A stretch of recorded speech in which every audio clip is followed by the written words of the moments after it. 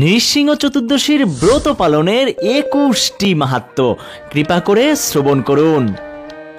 আসছে 22 মে রোজ বুধবার ভগবান শ্রী নৃসিংহদেবের আবির্ভাব তিথি।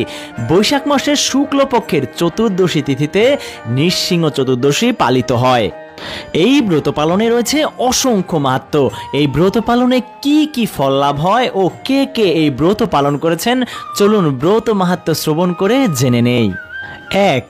10 লক্ষ দুর্গাষ্টমী ব্রত পালনে যেই ফল লাভ হয়, একটি নৃসিংহ চতুর্দশী পালনে সম পরিমাণ ফল লাভ হয়। 2.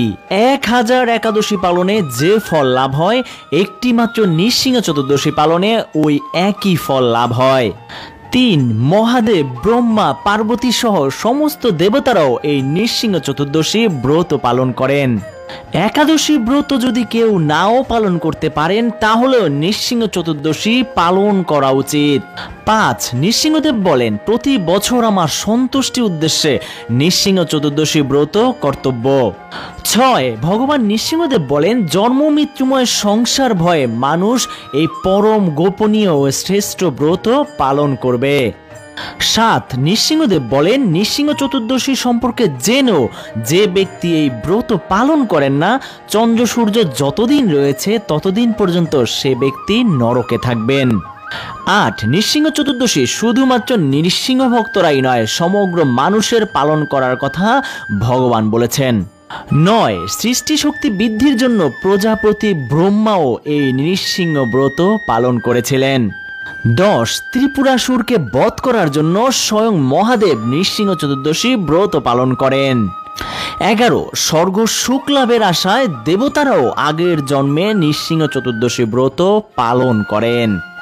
12. পতিতা নারীরাও এই ব্রত পালনে সমস্ত পাপ থেকে মুক্তি লাভ করেন এবং ত্রিলোকে সুখচারিণী হন।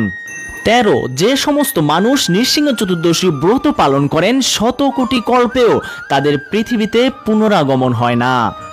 14. নৃসিংহ চতুর্দশী পালনে অপুত্রক মা বাবা ভক্তপুত্র লাভ করেন। 15. নৃসিংহ চতুর্দশী ব্রত পালন করলে দারিদ্র্য নিবারণ হয় এবং সংসারে আর্থিক সচ্ছলতা বৃদ্ধি পায়।